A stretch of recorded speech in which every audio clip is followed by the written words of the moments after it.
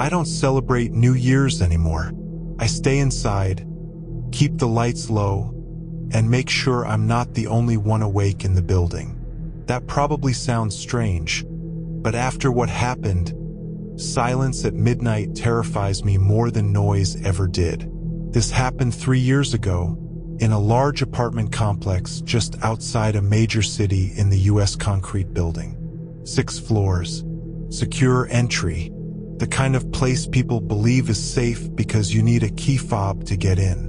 I worked as a remote data analyst back then. Long hours. Late nights. I volunteered to cover New Year's Eve so my coworkers could spend time with their families. By the time I logged off, it was already 11:10 p.m. Outside, the city was celebrating. Inside, my building was quiet. Too quiet. Most residents were out. Parties, bars, family dinners.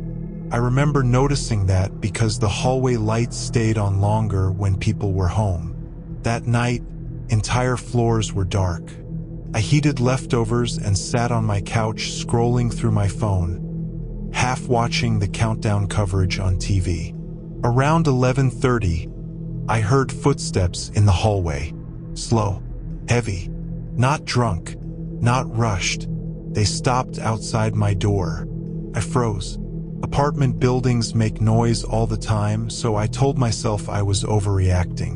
Maybe someone had the wrong floor. Maybe they were waiting for the elevator. Then I heard keys. Not my lock. Someone testing doors. Metal scraping metal quietly, patiently. I stood up and locked my deadbolt, even though it was already locked. My heart was pounding, but I didn't call anyone. I didn't want to sound paranoid. The footsteps moved on. I exhaled. At 11:42, the fire alarm went off. Not the loud, building-wide alarm, just the intermittent beeping that signals a smoke detector battery issue. It echoed faintly through the hallway. I checked my own detector. Fine. The beeping wasn't coming from my apartment. It was coming from the empty unit across the hall. That made no sense. The unit had been vacant for months. I knew because packages kept piling up outside it before management stopped deliveries. The beeping stopped. Silence returned. I sat back down, but I couldn't focus anymore. Something felt off. Not dramatic, just wrong. Like when you realize someone has been standing too close behind you. At 11:49, someone knocked on my door. 3 soft knocks. I didn't answer. Building management, a man said. Just need to check something real quick. His voice was calm, professional, too controlled. I didn't move. I can hear you inside, he added. That was true. My TV was still on. Fire alarm issue, he continued. Won't take a minute. I asked him to slide his ID under the door. He paused. Then he laughed lightly. I don't have clearance to do that. That's when I called 911. I whispered my address and told the dispatcher someone was at my door claiming to be management. She asked if he had tried to force entry. Not yet. She told me to stay quiet and stay on the line. The man knocked again. Harder this time. You don't want the alarm system triggering the full evacuation, he said. Trust me. I didn't respond. At 11:55, the power went out. My apartment dropped into darkness. The TV cut off. The hallway lights vanished. Emergency lighting didn't come on. My phone screen was the only light left. The dispatcher was still there, telling me officers were en route. I heard the man sigh, then the sound that still makes my stomach drop every time I remember it. The fire alarm across the hall started screaming. Not a battery beep, a full alarm. Smoke poured under my door. Real smoke. The dispatcher started yelling at me to evacuate immediately. I grabbed my keys and opened the door, and stopped. The hallway was filled with smoke, but I could see the man standing near the stairwell. No uniform, no tools, just watching. He smiled when he saw me. "You should go," he said. "Fire's spreading." That's when I understood. The fire wasn't an accident. I slammed my door shut and locked it again, coughing, panicking. Smoke burned my lungs. I wrapped a towel around my face and opened the window, screaming for help. Fireworks exploded outside, people cheering, counting down. No one heard me. At midnight, sprinklers finally activated. Water flooded my apartment.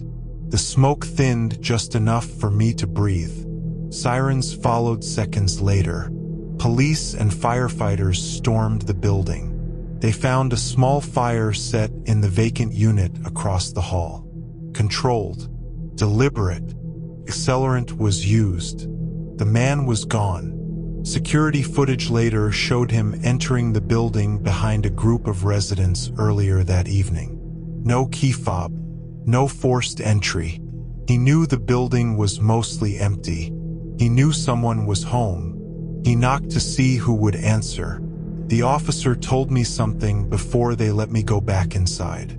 He said, "If you had stepped into that hallway when you first opened the door, you wouldn't have made it past the stairs." They never caught him. Management upgraded security, cameras, lighting, patrols. But none of that matters to me anymore. Because every New Year's Eve, when buildings go quiet and people leave to celebrate elsewhere, I remember one thing clearly. I wasn't supposed to survive. I was just the last apartment awake.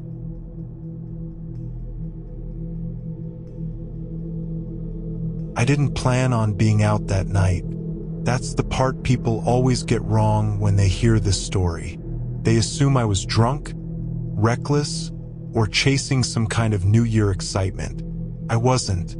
I was sober. I was tired. And I just wanted to get home before midnight. This happened in a mid-sized city in the Pacific Northwest. Cold rain, low visibility, the kind of night where headlights smear into white lines on wet asphalt. I worked late at a restaurant near downtown. By the time I clocked out, it was already 11:20 p.m. Public transit was shut down early because of the holiday. My car was in the shop, so I did what everyone does now. I ordered a rideshare. The app said the driver was 3 minutes away. Name, Evan. 5-star rating. Over 2,000 trips completed. When the car pulled up, it matched the app perfectly. Same make, same color, same license plate. I got in. The car smelled clean. No alcohol. No smoke. Evan looked normal, early 30s, baseball cap, neutral expression. He asked how my night was. I said, "Long." He nodded, pulled away from the curb. First, nothing was wrong. He followed the GPS. We made small talk. Fireworks started popping in the distance, early ones. People leaned out of bars, shouting countdowns that didn't mean anything yet. At 11:41, I noticed he missed a turn. I pointed it out. "Shortcut," he said casually. "Traffic's bad tonight." That made sense. At 11:44, we missed another turn. This time I checked my phone. The route had changed. I asked him to follow the app. He didn't respond. I said his name. He glanced at me in the rearview mirror, then turned the music up slightly. That's when I realized the child safety locks were on. I tried my door. It wouldn't open. My heart rate spiked, but I stayed calm. I didn't scream. I didn't accuse him. I said, "Hey, you passed my street." He nodded again. Almost there. We weren't. At 11:48, the city lights thinned out. Warehouses replaced houses. The streets got wider, emptier. No pedestrians. No fireworks. I texted my sister my live location. I called 911 and hung up before it connected. I didn't want to escalate. That's another thing people judge me for later. But you don't think clearly when you're trapped in a moving car. At 11:52, he pulled over. An empty loading zone. Closed business. No cameras that I could see. He put the car in park and turned around. "I need you to listen," he said calmly. "I'm not going to hurt you." Every alarm in my body went off. "I just need to get home," I replied. "I know," he said. "That's not where we're going." I asked him why. He said, "Because you got in." That was it. No rage, no emotion, just fact. I kicked the back of his seat and screamed. I hit the window with my phone. I tried the door again. He sighed. At 11:56, headlights appeared behind us. Another car slowed, then stopped. A woman got out, early 40s, normal clothes. She walked up to Evan's window like she knew him. He rolled it down. They spoke quietly. I couldn't hear everything, but I heard one sentence clearly. "Too late," she said. "We don't have time." She looked directly at me. Then she got back in her car and drove away. Evan gripped the steering wheel so hard his knuckles went white. At 11:58, he started the car again.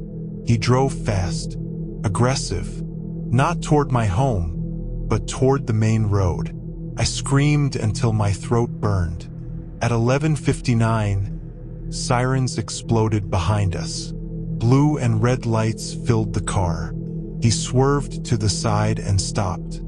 I don't remember opening the door, but I remember hitting the pavement. I remember hands pulling me away.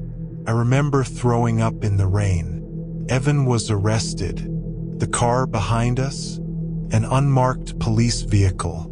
The woman, an undercover officer who recognized the car. I learned later that Evan wasn't his real name. He'd been flagged before, not for assault, not for kidnapping, for route manipulation, for disabling safety features, for complaints that were unprovable. He'd never taken anyone far enough to cross the line. Until New Year's Eve, the officer told me something before I left the station that morning. He said, "If that second car hadn't passed when it did, you wouldn't have been our problem this year." Every New Year now, when people cheer and count down, I hear his voice instead. "Because you got in." And I think about how close I came to not seeing another year at all.